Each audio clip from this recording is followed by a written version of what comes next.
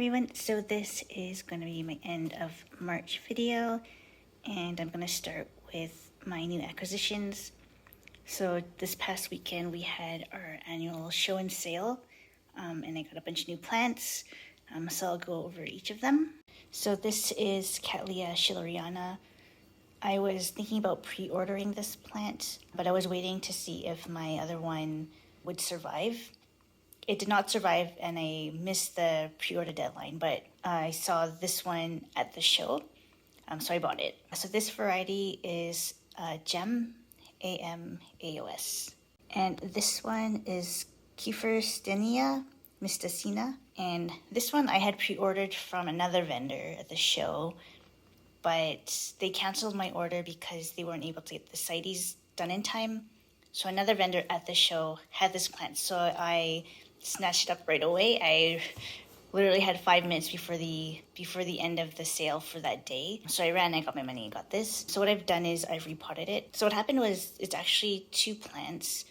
This one has a root system. This one didn't have one, but it did start producing a new root tip.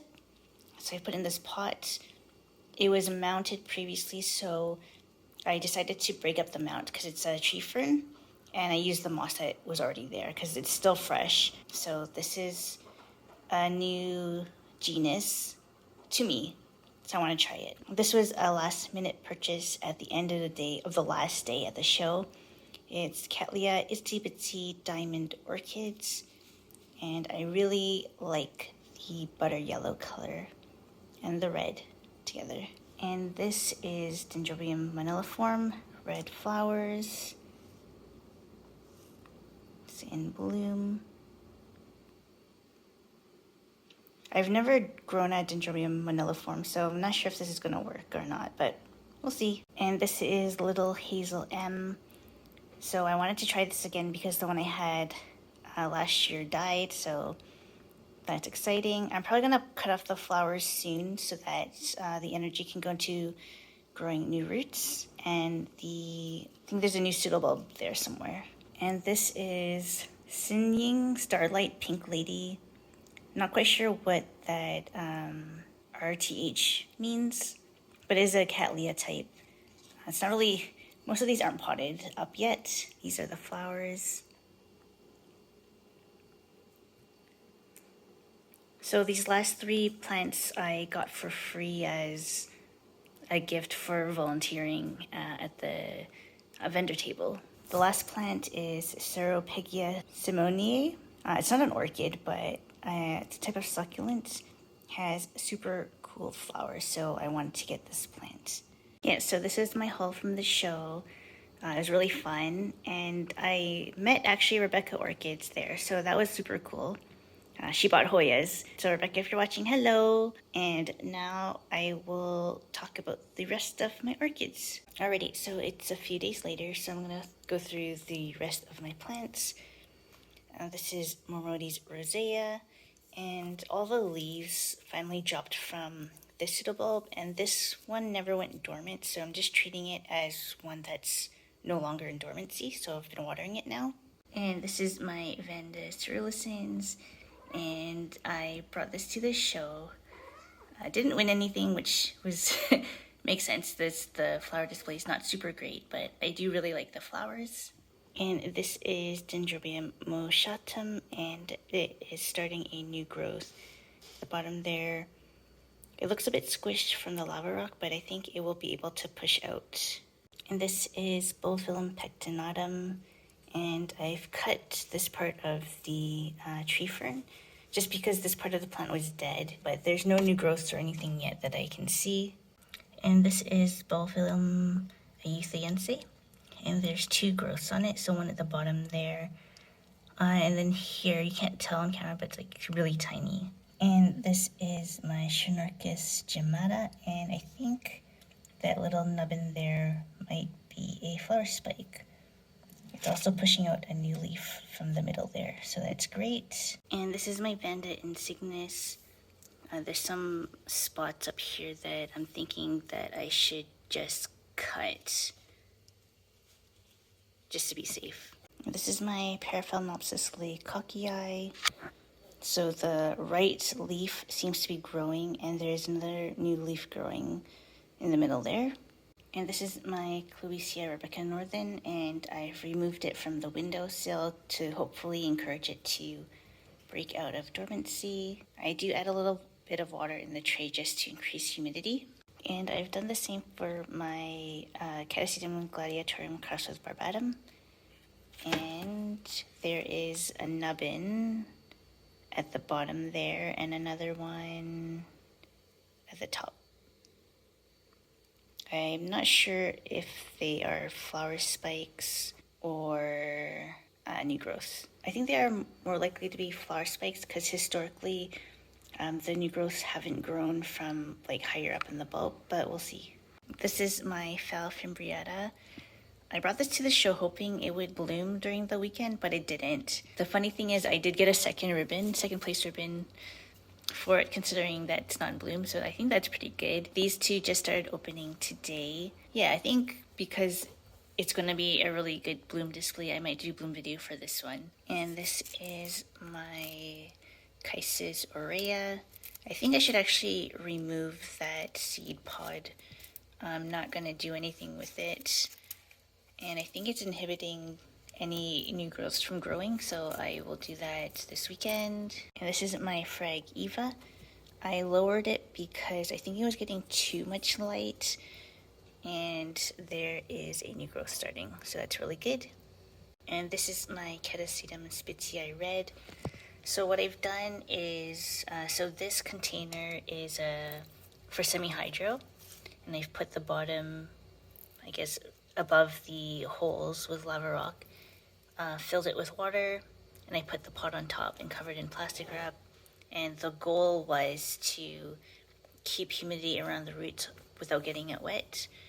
I got this idea when I listened to Fred Clark. He was in a video with Stephen Van Kempen Lewis. I'll put the video below. And he had mentioned that a bunch of Catasetum growers in Edmonton that only grow indoors and it can get pretty dry in wintertime, they would put the pot in a jar of water, like without touching the water, to keep the humidity up. So I want to try it with this.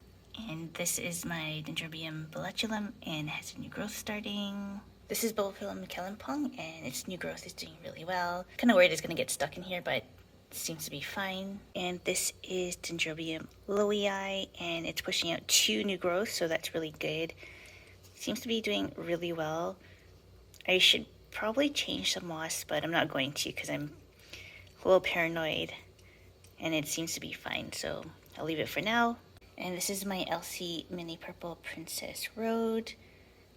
I think it needs more light, so I'm gonna see if I can get something to lift this higher, because right now it's about this much from the top.